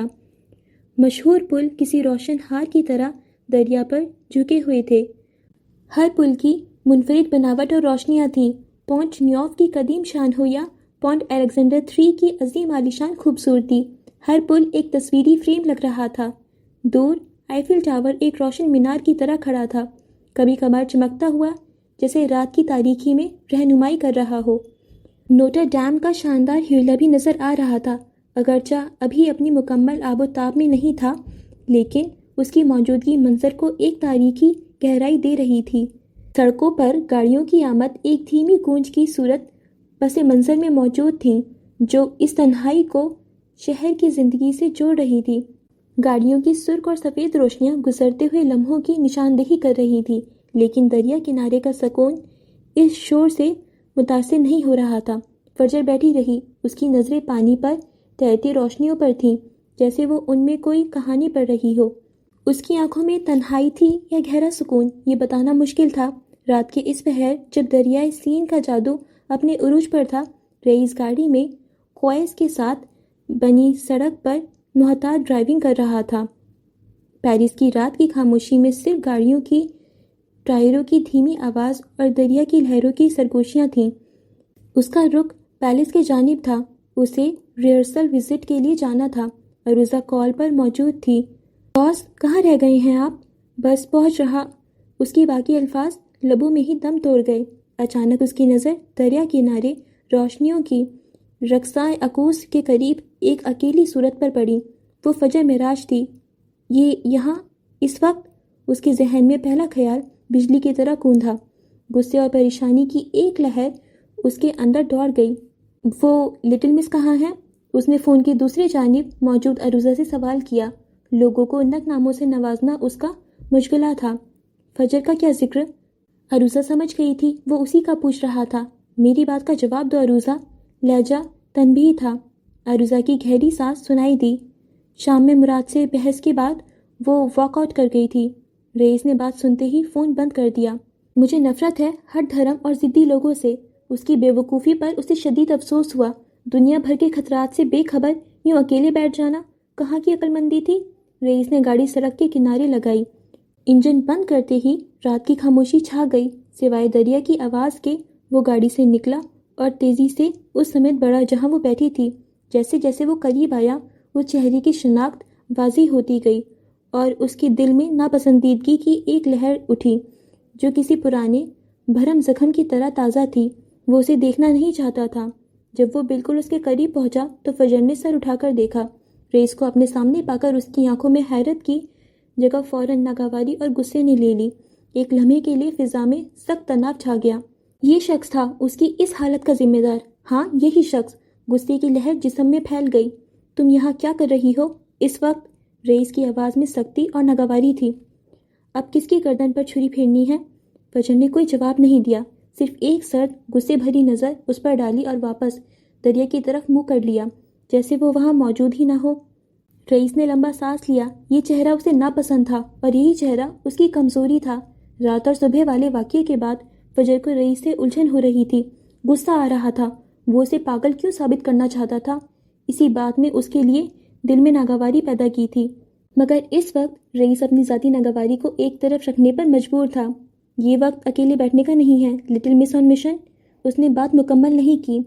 وہ اسے یہ احساس دلانا نہیں چاہتا تھا کہ وہ کتنی غیر محفوظ ہے۔ دہشت گرد نہیں ہوں میں جو یہاں کے لوگ مجھے مار ڈالیں گے۔ ضروری نہیں جو دہشت گرد ہوں لوگ اسے ہی ماریں.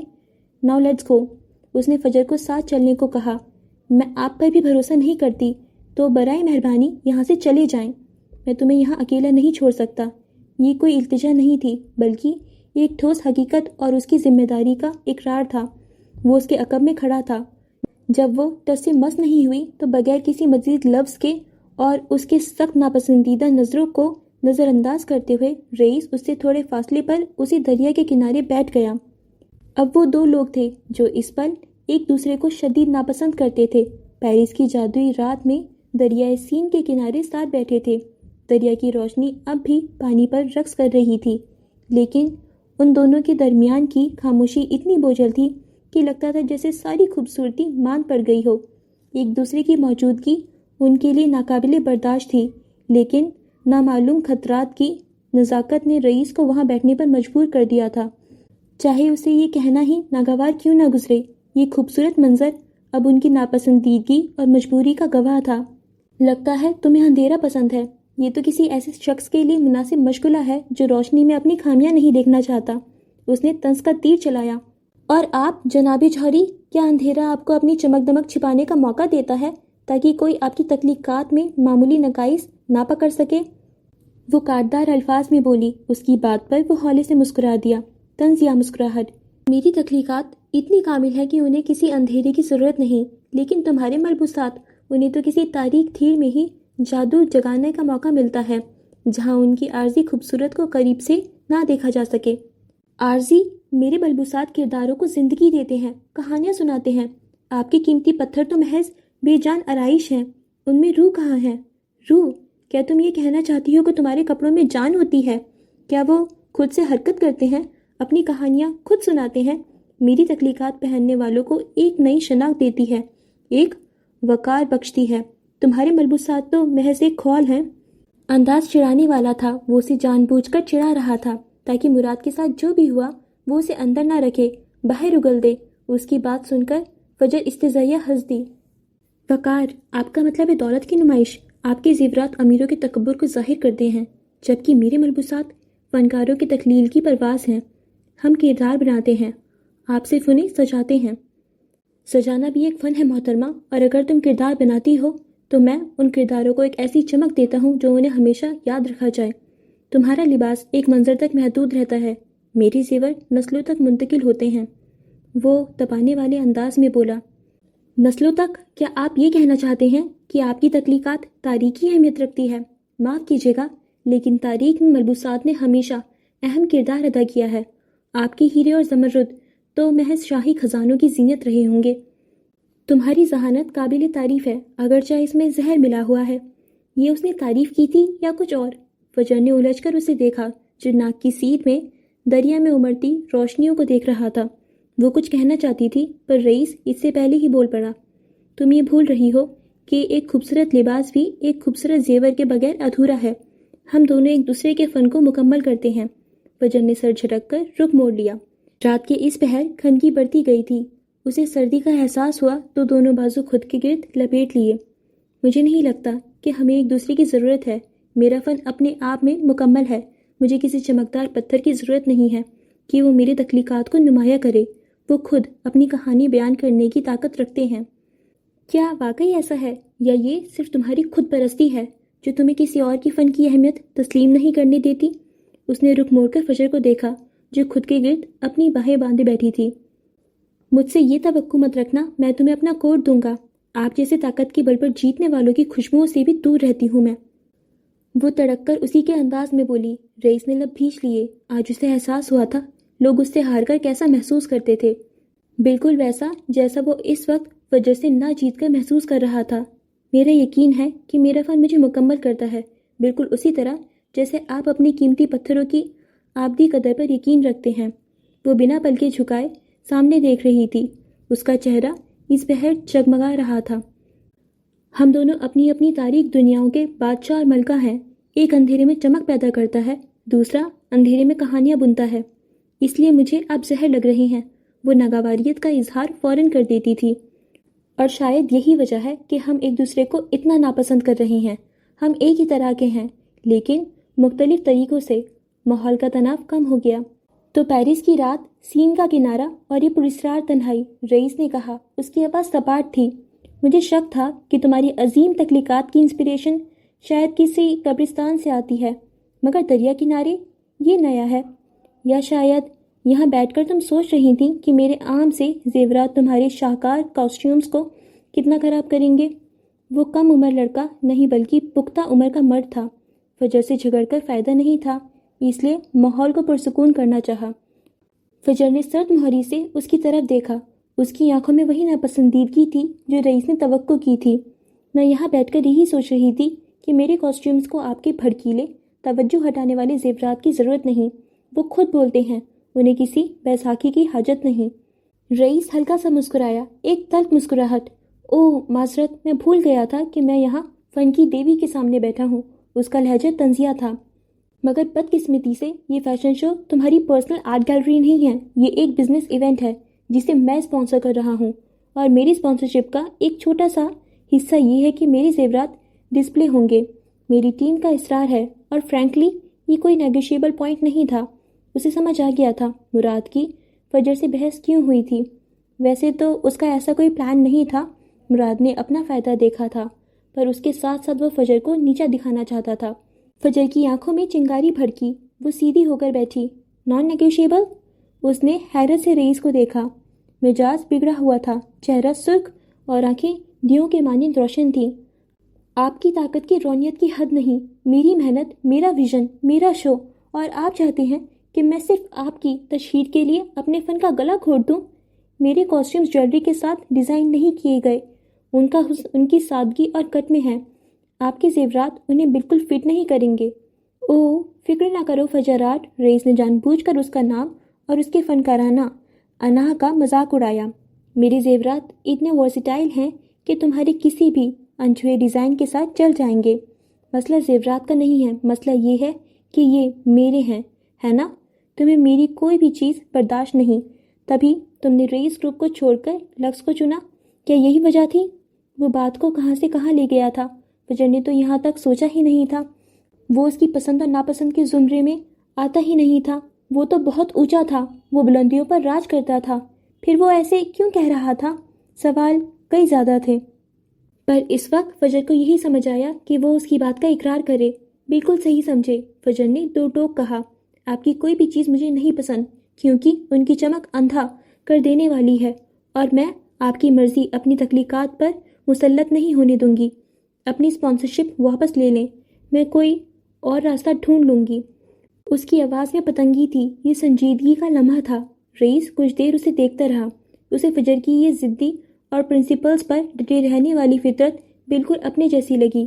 ہاں، وہ مینار کے روپ میں اس کی روح لے کر پیدا ہوئی تھی، شاید اسی لیے وہ اسے ناپسند بھی کرتا تھا، مگر دل کے کسی کونے میں ایک بدمزہ سی تعریف بھی تھی۔ واؤ، اتنی بڑی اپارچونیٹی ٹھکرا رہی ہو صرف اس لیے کہ تمہیں میری اندھا کر دینے والی چمکدار چیزیں پسند نہیں؟ اس نے سر ہلایا۔ میری ٹیم سن کر پاگل ہو جائے گی، انہیں یقین نہیں آئے گا۔ آپ کی ٹیم آپ کی رونیت کی عادی ہوگی، میں نہیں ہوں، فجر نے پلٹ کر جواب دیا۔ فیصلہ آپ کے ہاتھ میں ہے، یا تو میرا کام میری شرائط پر قبول کریں جو کہ طے شدہ ہے، یا مجھے نکال کر باقی ڈیزائنرز کو اسپانسر کریں جن کے فن پر آپ اپنی مرضی چلا سکیں۔ دونوں کے درمیان ایک بار پھر خاموشی چھا گئی۔ فجر کی بات میں سنجیدگی اور چیلنج تھا۔ رئیس اٹھ کھڑا ہوا۔ مزید وہ اس بیوقوف لڑکی کے ساتھ بحث نہیں کر سکتا تھا، یہ جانتے ہوئے بھی کہ اس کے اندیکھے انجانے دشمن تھے، پھر بھی اکیلی گھوم رہی تھی۔ اسے فرق نہیں پڑتا تھا اگر اس کی جویلری 3 کاسٹیومز کے ساتھ ڈسپلے نہ ہوتی۔ وہ یہاں اپنی جویلری کے ایگزیبیشن کے لیے نہیں آیا تھا۔ اس کے زیورات، اس کا آرٹ دنیا بھر میں جانا جاتا تھا۔ وہ یہ بھی جانتا تھا کہ مراد نے فجر کو زج کرنے کے لیے یہ سب کیا تھا، پر اس وقت اسے فکر تھی کہ فجر صحیح سلامت ہوٹل پہنچ جائے، صرف ایک شرط پر۔ فجر نے رخ موڑے، گردن اٹھا کر اسے دیکھا۔ وہ اپنی تمام ترجیحات کے ساتھ کھڑا تھا۔ دریائے سین میں اس کا عکس نمایاں ہوا۔ لہروں نے شور مچا دیا۔ تمہیں میرے ساتھ ابھی ہوٹل چلنا ہوگا۔ فجر نے آنکھیں سکیڑ کر اسے دیکھا۔ میں خود چلی جاؤں گی۔ وہ اٹھ کھڑی ہوئی۔ ماننے والے دن وہ پیدا ہی نہیں ہوئی تھی۔ گردن سے اسکارف کھول کر کانوں کی گرد لپیٹتی وہ اس کے پہلو سے نکلتی چلی گئی، پر اگلی ہی لمحے وہ گرتے گرتے بچی جب رئیس نے ایک جھٹکے سے اس کا بازو کھینچا۔ سنا نہیں تم نے میں نے کیا کہا؟ اس کی آنکھیں شعلے اگل رہی تھیں۔ وہ اس کے انتہائی قریب تھا۔ ایک پل کو اسے سمجھ نہ آیا کیا ہوا تھا، اور پھر اگلے ہی پل اس کے پورے جسم میں شرارے دوڑ گئے۔ چھوڑیں مجھے! ہمت کیسے ہوئی مجھے چھونے کی؟ فجر نے جھٹکے سے خود کو چھڑانے کی کوشش کی پر ناکام رہی۔ دریائے سین کے گرد گھومتی ہوا سرگوشیاں کرنے لگی۔ میں نے کہا چھوڑیں مجھے، ورنہ چیخ چیخ کر پورا پیرس اکٹھا کر لوں گی۔ اس کا انداز ایسا تھا کہ رئیس کو احساس ہوا وہ اسے بازو سے پکڑے کھڑا تھا۔ فجر سے بعید نہیں تھا، وہ جو کہہ رہی تھی ویسا کرتی بھی۔ وہ اس پر 1% بھی بھروسہ نہیں کر سکتا تھا۔ میں نے کہا تھا نا، غیر ضروری تصادم سے گریز کرو، جھگڑوں سے بچو، بلا وجہ کی ہر دھرمی سے کیا حاصل ہوگا؟ یہ سنتے ہی فجر کا دل اچھل کر حلق میں آ گیا۔ یہ خوشبو، یہ آواز، یہ انداز، یہ طاقت، یہ احساس بالکل رات والا تھا۔ یعنی وہ خواب نہیں تھا، وہ کابوس کی دنیا نہیں، اصل دنیا تھی۔ وہ سچ میں آیا تھا۔ پھر اسے بے وقوف بنانے کی کوشش کیوں کی؟ ہیزل آنکھوں میں زخمی پن ابھرا۔ اندر کہیں تکلیف پھیل گئی۔ اسے سمجھ نہیں آ رہا تھا یہ سب لوگ اس کے ساتھ کیوں کھیل کھیل رہے تھے؟ کیوں؟ کون تھا اس کھیل کا ماسٹر مائنڈ؟ اس شکار کے پیچھے چھپا عنکبوت کون تھا؟ میں نہ آپ کی ملازم ہوں، نہ آپ کی رشتہ دار۔ مجھ پر رعب جھاڑنا بند کریں۔ اس نے پھر سے خود کو چھڑانے کی کوشش کی۔ اس بار رئیس نے اسے چھوڑ دیا۔ رشتہ دار؟ وہ کمر پر ہاتھ دھرتا استہزائیہ مسکرایا۔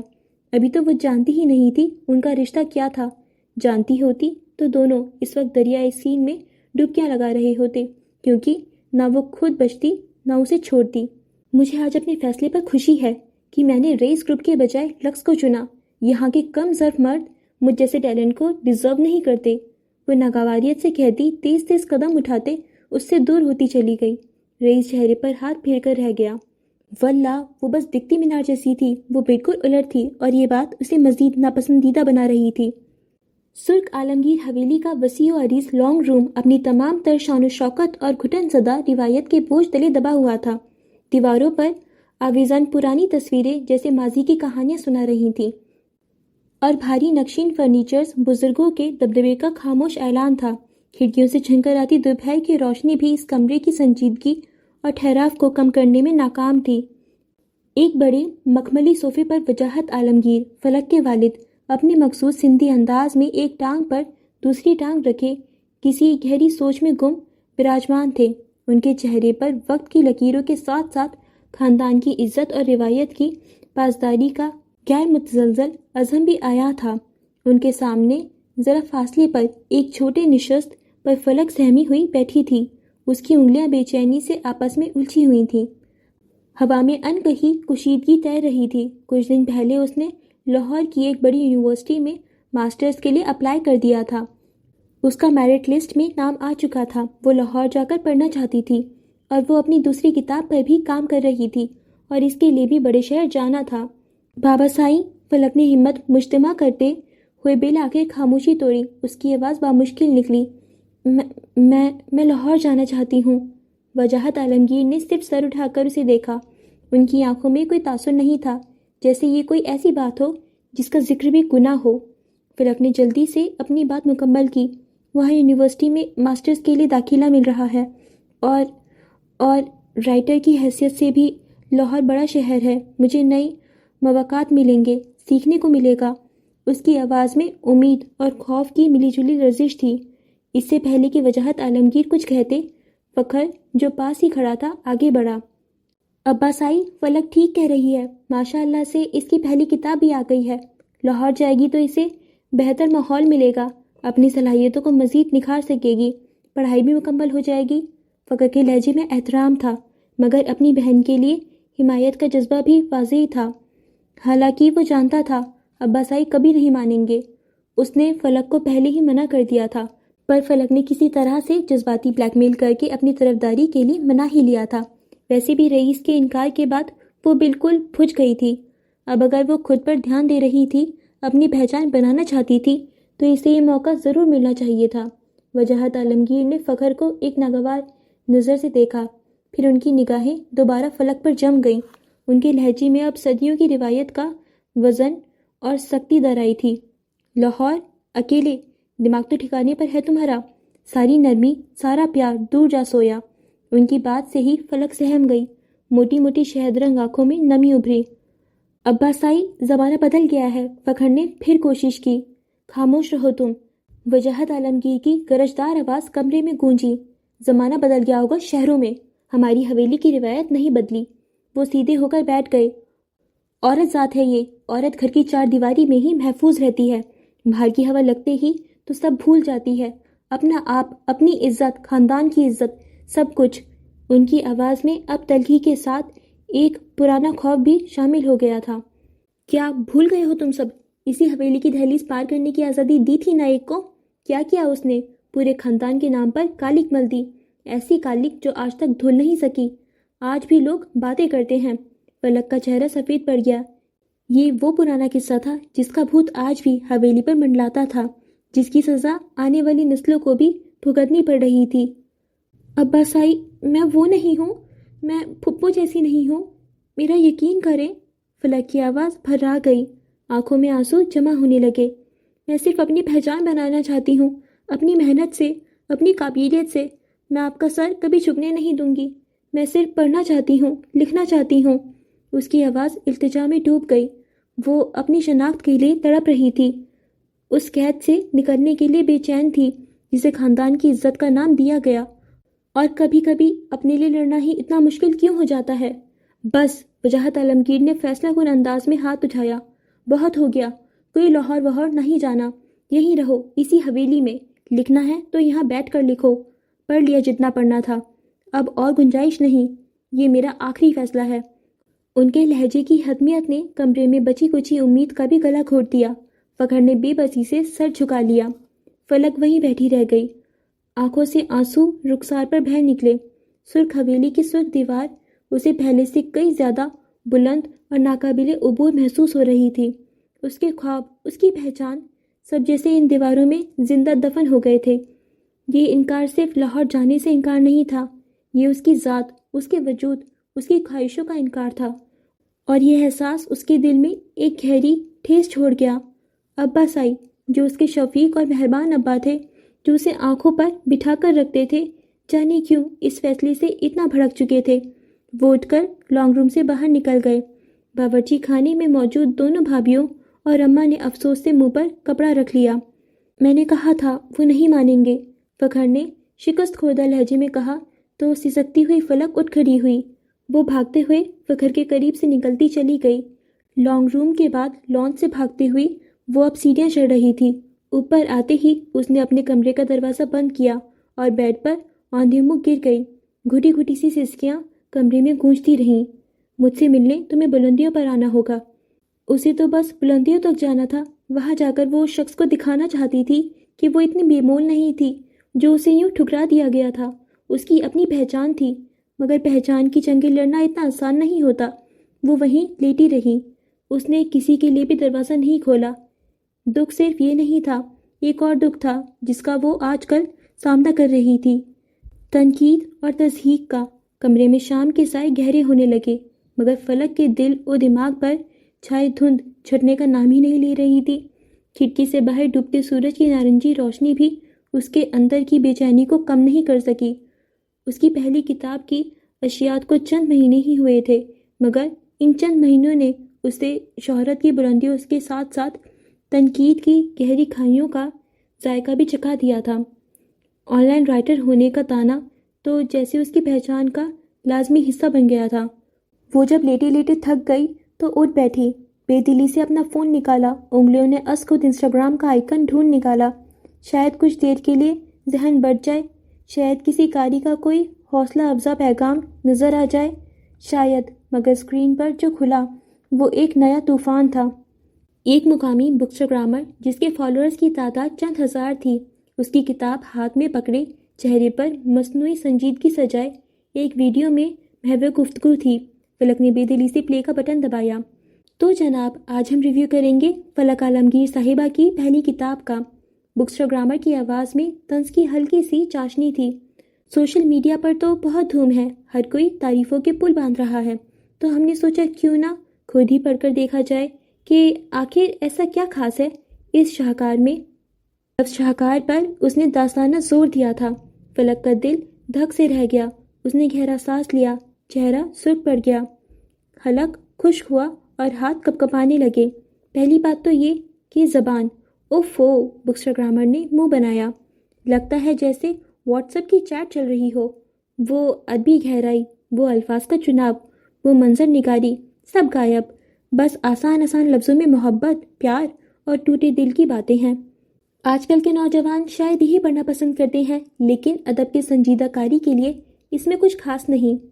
उसने किताब के चंद सफ़हात पलटे और किरदार निगारी। फलक साहिबा, माजरत के साथ, लेकिन आपके किरदार बड़े सतही हैं, कोई गहराई नहीं, बस वही रिवायती हीरो हीरोइन।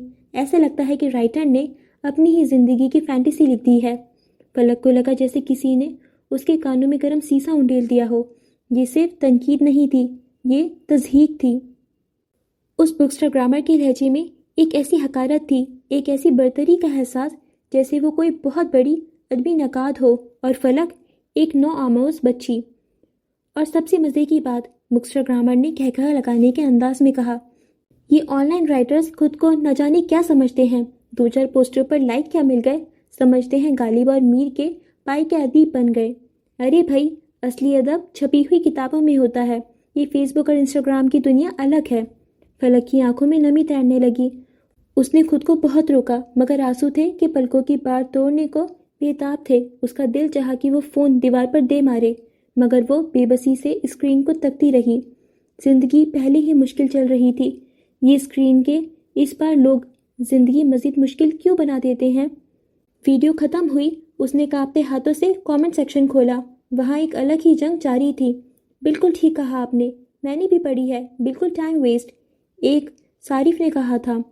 ये आजकल के सोशल मीडिया राइटर्स ने उर्दू अदब का बेड़ा गर्क कर रखा है। एक और तबसरा था, फिजूल किताब है, पैसे ज़ाया हो गए मेरे तो। वो धुआं धुआं होते चेहरे के साथ लोगों के कमेंट्स पढ़ रही थी। उसने हमेशा मोहब्बत की और पाई थी। ये नफ़रत की दुनिया बिल्कुल अलग थी। उसे ये सब हैंडल करना नहीं आता था, मगर उन मनफी तबसरों के बीच चंद आवाज़ें फलक के हक में भी बुलंद हो रही थीं। ऐसी बात नहीं है, मैंने किताब पढ़ी है और मुझे बहुत पसंद आई। बहुत आसान और दिल को छू लेने वाला अंदाज है। हर किसी का अपना ज़ौक़ होता है। आपको पसंद नहीं आई तो इसका मतलब ये नहीं कि किताब बुरी है। फलक ने बहुत अच्छा लिखा है। तनकीद ज़रूर करें, लेकिन तज़हीक करना कहाँ का इंसाफ है। राइटर ने मेहनत की है, उसकी हौसला अफजाई करनी चाहिए। फिक्शन का मकसद ही यही होता है कि कारी को अपनी दुनिया से निकलकर कहीं और ले जाया जाए, और फलक की किताब ये काम बखूबी करती है। कुछ देर तक वो उन तबसरों को पढ़ती रही। हामियों के अल्फाज से उसे वक्ती तौर पर हौसला मिला, मगर नाकदरीन के अल्फाज, ख़ास तौर पर उस बुकस्टाग्रामर का तज़हीक आमेज़ लहजा, उसके जहन पर हथौड़े की तरह बरस रहा था। उसने ऐप बंद की और फ़ोन एक तरफ उछाल दिया। कमरे में अंधेरा अब मुकम्मल तौर पर छा चुका था, बिल्कुल वैसे ही अंधेरा जो फलक को अपने अंदर भी महसूस हो रहा था। उसकी पहली किताब ने उसे पहचान तो दी थी, मगर ये पहचान कांटों का ताज पहने हुई थी। नरम दिल फलक के लिए मोहब्बत सीखना शायद आसान था, मगर इस बेरहम अदबी दुनिया और ऑनलाइन नफरत का सामना करना एक बिल्कुल अलग और कई ज़्यादा मुश्किल सबक था। उसने आंखें बंद की और आंसुओं को आज़ाद बहने दिया। ये बका की जंगें इतनी आसान नहीं होती। ओके फ्रेंड्स, तो इसी के साथ हम 14वीं किस्त का पार्ट फर्स्ट यहीं पर एंड करते हैं। मैं उम्मीद करती हूँ कि आपको ये पार्ट बहुत अच्छा लगा होगा, आप इंजॉय कर रहे होंगे। मुझे तो बहुत मज़ा आया। और जो भी विलियम का सीक्वेंस था, जब जॉर्ज उसके पास जाता है और उससे जो जो बातें करता है और विलियम को पता चलता है कि फजर ने उसके लिए फ़ोन किया था, सो बहुत अच्छा मोमेंट था वो भी। और फिर हम बात करें अगर फजर की, तो फजर भाई अपने लिए स्टैंड लेने में कहीं पीछे नहीं हटती। देखिए, उसको अपनी ड्रेस के साथ ज्वेलरी नहीं रखनी थी, तो उसने रईस से, मुराद से, हर किसी से जंग कर ली। तो फजर की काफ़ी सारी बातें हैं ऐसी जो वो ऑन पॉइंट करती है और बहुत सारी अच्छी लगती हैं। लेकिन ये समझ नहीं आ रहा कि फजर का पीछा कौन कर रहा है, फजर को जो नुकसान पहुंचाना चाहता है। जो वाइट गाउन वाली घुंघराले बालों वाली लड़की थी, कौन थी भाई वो? क्योंकि रईस और अरूज़ा को भी नहीं पता, उनको भी नहीं पता कि वो कौन थी। बस उस लड़की का थोड़ा सा ऐसे रिफ्लेक्शन सी आई या वाइट गाउन नहीं पता चला, तो कंफर्म तो नहीं है कि वो कौन है, वो आगे पता चलेगा। और रईस भी अच्छा है, मतलब मुझे दिल का बुरा नहीं लगता वो, बट पता नहीं क्या करता है, अजीब सा है उसका थोड़ा सा नेचर है, समझ नहीं आ रहा। एक्चुअली जो रईस जैसे कैरेक्टर्स होते हैं ना, जैसे आपने बिस्मिल में कैस को पढ़ा होगा, یا آپ نے نمل میں ہاشم کو پڑھا ہوگا، تو ایسے کریکٹرز مجھے پسند آتے ہی نہیں ہیں. تو مجھے رئیس بھی انہیں کی وائب دے رہا ہے، کیونکہ وہ پازیٹیو کہیں کہیں کچھ لوگوں کے لیے ہوتے ہیں اور ان میں نیگیٹیوٹی بھی ہوتی ہے. ایسا نہیں ہے کہ ہم سب لوگ پازیٹیو بھی ہوتے ہیں یا نیگیٹیو ہوتے ہیں، ہم تھوڑے سے گرے ہوتے ہیں. بٹ جو مجھے یہ والے زیادہ نیگیٹیو کم پازیٹیو والے کریکٹرز ہیں وہ سمجھ نہیں آتے. اب جیسے اگر ہم فجر کی بات کریں تو وہ اپنے لیے جو بھی کر رہی ہے وہ ٹھیک ہے یار، دنیا ایسی ہے، ان سے ایسے پیش آنا چاہیے، تو وہ کسی کو نقصان تو نہیں پہنچا رہی ہیں نا. سو ٹھیک ہے، اس طریقے کے کیریکٹرز کا سمجھ آتا ہے. اب جیسے ولیم تھا تو ولیم مجھے تھوڑا سا پازیٹیو زیادہ لگتا ہے اور نیگیٹیو میں مجھے وہ اتنا نہیں لگتا. مگر رئیس کا جو ہے وہ تھوڑا سا نیگیٹیوٹی میں زیادہ چلا جاتا ہے. تو اس طریقے سے جو کیریکٹرز ہوتے ہیں نا، میں رائٹر بہت اچھے لکھتا ہے بٹ وہ ایسے ہوتا ہے جن کو میں لائک نہیں کر پاتی ہوں، تو اس والی فیس میں ہو جاتا ہے. چلیے اب دیکھتے ہیں کہ آگے کیا ہوگا. اور اگر ہم بات کریں فلک کی، تو فلک جیسے کریکٹرز تو مجھے بہت زیادہ ریلیٹیبل اور بہت معصوم لگتے ہیں یار. مطلب بیچاری فلک، وہ ایک تو محنت کر رہی ہے، بک لکھ رہی ہے، اور پھر اس کو اس طریقے سے بیکلاش آئے. اور ایسا کافی سارے بکسٹاگرامرز ریئلٹی میں کرتے بھی ہیں.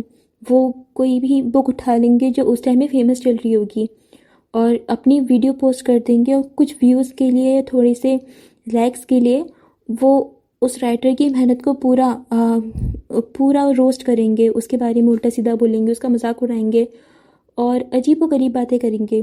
ٹھیک ہے، آپ کو وہ بک پسند نہیں آئی، آپ کو وہ ناول پسند نہیں آئی، آپ کو اس کا پلاٹ اسٹوری سمجھ نہیں آ رہی، تو اس پوائنٹ سے میں ٹوٹلی ایگری کرتی ہوں کہ کچھ چیزیں ہوتی ہیں جو ہمیں ناپسند آئیں، بٹ آپ اس کے بارے میں کچھ اچھا مت بولیے، کچھ برا مت بولیے، آپ نیوٹرل رہیے.